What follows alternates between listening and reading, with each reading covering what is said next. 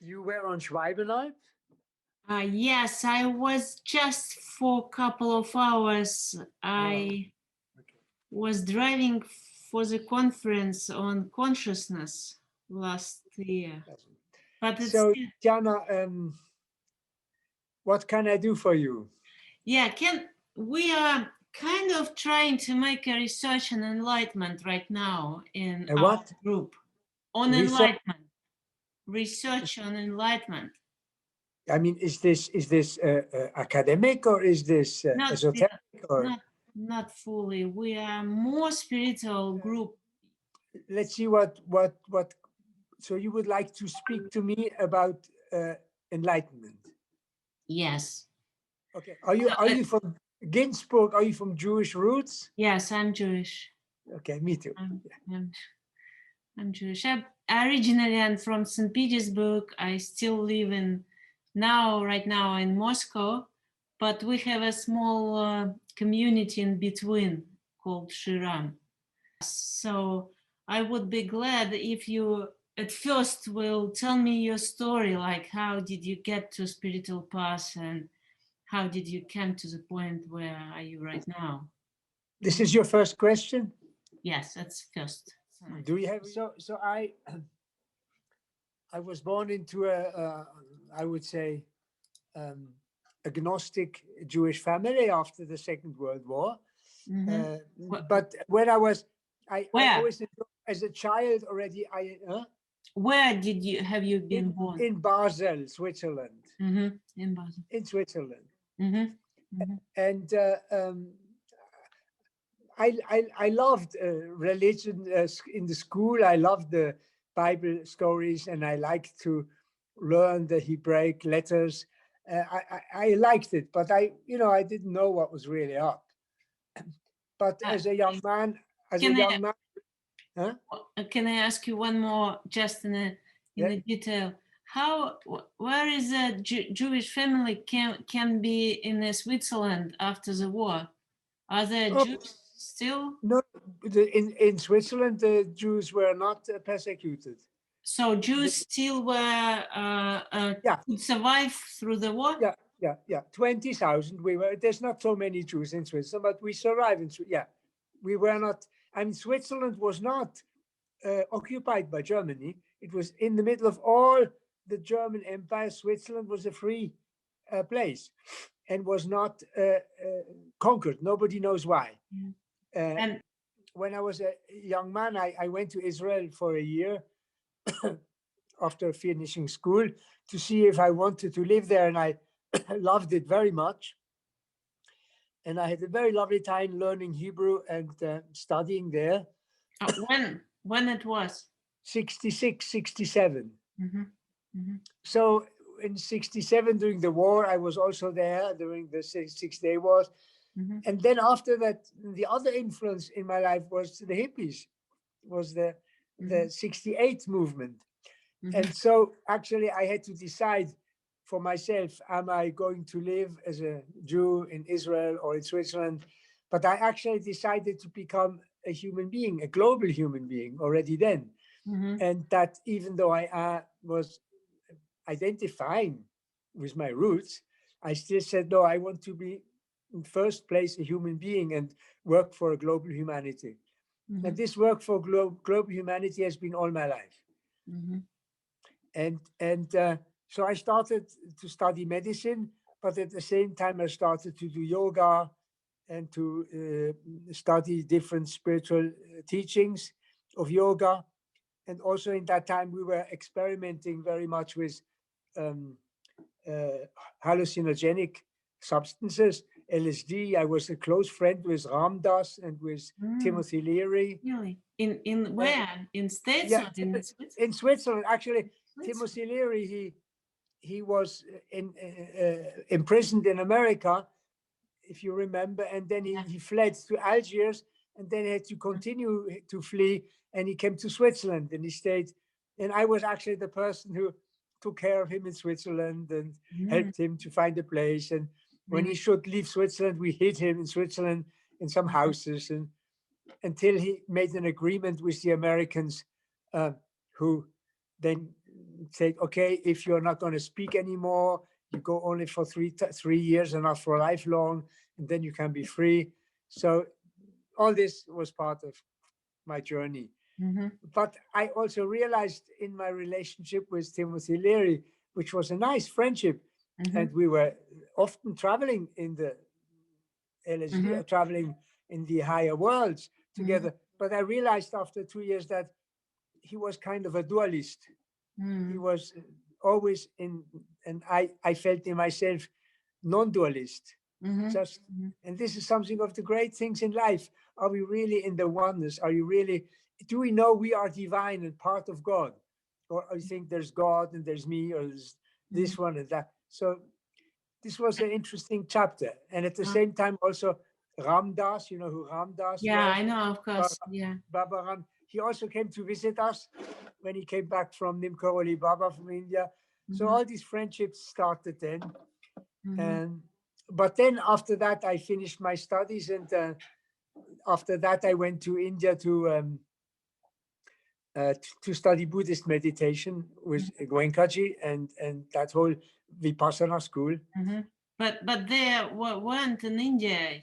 He should be in Burma or somewhere. No, he was from Burma, He but was he was in already in India then. Yeah, he was in India. And Goenkaji, and I studied with him several 10-day seminars, and it was a really awakening, a big awakening to take refuge into. So I started to practice that, and went back to Switzerland then and to America, and I was then a Gestalt therapist and a body work therapist, and I was teaching of this. So this was very early. I was one of the first ones to do this in Switzerland, to teach body work and to teach Gestalt therapy and all these things, and as a psychotherapist, as a medical psychotherapist. Did you study Gestalt from Fritz Perls? Yes, with his first disciples. I met him still. He died just about some weeks the time I came. But then his closest disciples in LA, I spent time with all that crew there in LA and up in Big Sur. Yes, that was a beautiful time too. And what's the name? With whom did you study? Oh, Alan Darbon and Bob Resnick and Jane Rainwater and the Polsters and many of those. Okay. All those were very close there. The Polsters and all this. You know very much about that time. Yeah, yeah, I know. And actually, I was then. Yeah, I came into a big crisis. I was there for years working in that, but I came once more in a very deep crisis, like we call this the dark night of the soul. Yeah, I've heard it. And in that moment, I saw a picture of Babaji, Herakan Babaji, you know. Yeah. And when I saw this picture, I thought, oh, this is myself. But then I saw, no, this is my greater self. And I actually dreamt of him. And then my wife and I, we wrote him who could come and visit. And he said yes. And so in the spring of 79, we went to India again, but this time not on the Buddhist path, but to meet a spiritual guru, avatar. And it took me a week to really examine and enter in that reality. But after a week, I realized that this was the highest thing I had ever experienced in my life, and that I was finding God on earth and a divine being, and that to devote myself and go a path of devotion with Babaji would be my next step. And so became the devotee of Babaji. And so, you know, after a long back and forth, he told me after a year and a half to create Shweibenalp. He told you to create a center and an ashram in Europe, which is big enough for body, mind, and soul, you know, and for healing and for consciousness and for the development of mankind. So if you get a commission like that from such a high avataric being, like Babaji is. And it's like it gives you a lot of energy. So I was able to find this place in Schweibenalp, and we were able to create a foundation and to buy it. And this is now 38 years that I am doing this here. When he tell you to create a Schweibenalp? I think he told me in fall of 1980, and in spring of 82, we found Schweibenalp. And in spring of, and so that's it. Spring of 82. Then we found, and since then I'm here since July 82. And you know, creating a temple and doing prayer and meditation and creating a field of energy which attracts people who are like-minded people. And so the last 38 years have been quite a journey with ups and downs. And that's life. There's life, but there is also, so I call it center of unity from the beginning, and Babaji was happy with that I called it that way.